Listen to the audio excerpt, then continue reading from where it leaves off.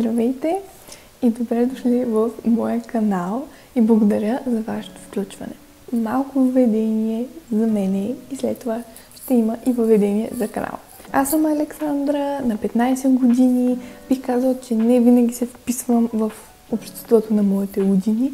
Искам така да повлияя и на вас по по-хубав начин, разбира се. И сега за канала. Най-важното е аз да ви помогна с това, което те казано ви тежи на душата. Също така ще изказвам и моите мнения за най-различни теми.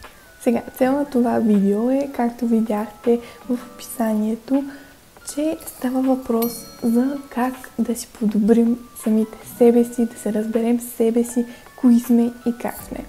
Аз бих казала, че започнах наистина от нищото.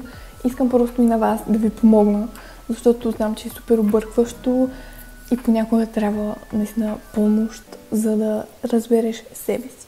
Всъщност аз все още съм, така казано, по моя път към научаването все още на себе си.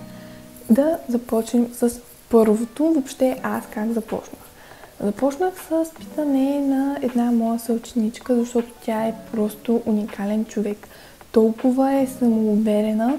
Исках да я питам как тя е успела. Тя каза, че е танцорка и там е ходила на школа и трябва да си казваш мненията и просто е казвала пред себе си пред огледалото, че е красива, а пък и за нея е имала много трудни времена и това е помогнало. Аз започнах също така да го правя. Разбира се, въобще не ми беше лесно, защото аз бях наистина, свободно си го казвам, бях депресирана. Колкото и да не ми летеше в училище, а вкъщи бях съвсем различен човек. Да, започнах и аз така пред огледалото, но накрая видях, че ми трябва още. И винаги съм виждала някакви малки клипчета на една жена, която така много въодушевено ти говори как да се подобриш. Намерих канала, това е The Wizard Liz. Първоначално само нея гледах, но сега впоследствено аз гледам там Color. Не знам дали така се произнася, но тя наистина е също уникален човек и наистина помага. Разбира се, това ми помогна до някъде. Гледах едно нейно видео на Там Color, където тя каза да си направим SWOT анализис.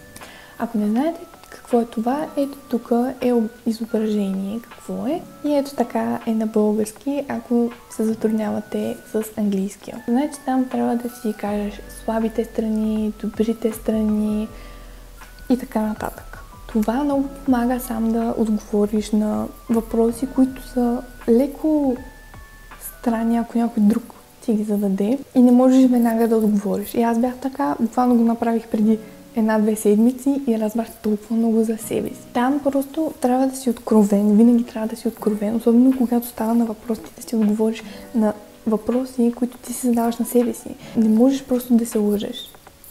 Просто няма как. И трябва да си откровен. Даже ако ти трябва време, ще отнеме дни, но ще го направиш. Защото ако вече ти се лъжиш, това е лошо и просто предлагам още един път да обмислиш какво правиш. И това много повлиява и на самочувствието ви, когато някой ви каже истината. Аз си признавам, аз съм такава. Вече се маха това, т.е. осъзнавам наистина къде греша, къде съм правилна. Разбира се, имам самочувствието да кажа, примерно, не аз сега за това съм права и наистина съм права.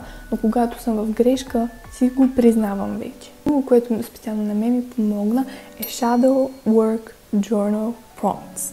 Това са просто въпроси, които може да ги намерите навсякъде. Аз ги намерих в Pinterest. Ето това използвах. Ето го и на български пак. Тези неща пак ги намерих от видеото на Там Color.